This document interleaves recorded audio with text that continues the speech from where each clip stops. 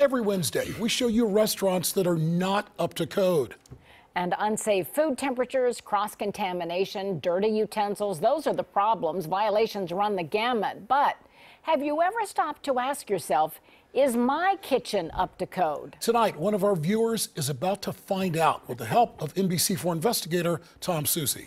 Mike and Kylie know the past few days I had the pleasure of getting to know Kim Harless. She's married, has a couple of dogs, and enjoys cooking and entertaining. Tonight, with the help of the Columbus Public Health Department, we're going to find out if Kim's kitchen is up to code.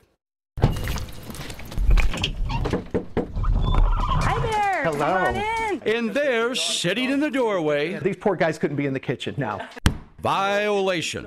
Dogs are not allowed inside restaurants, but hey, this is someone's home, so give them a break.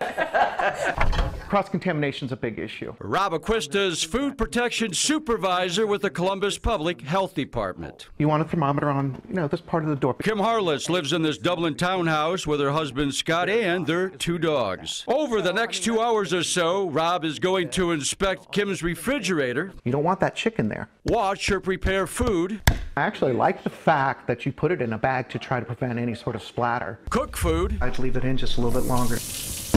and clean up. You want that vigorous washing of hands. Is Kim's kitchen up to code? Let's find out.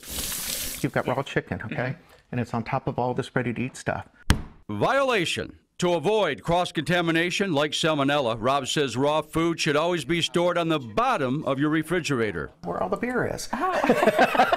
Now that it was brought to my attention, I will never do that again. Rob recommends Kim place a thermometer inside of her refrigerator. Because that's going to be the warmest part of the refrigerator. Rob suggests setting the temperature between 38 and 40 degrees. He dinged you on that hand washing a bit too. Yeah. Normally, we like to see someone wash their hands for 20 seconds. But I was 8, 10, a couple times 5. Dinner served?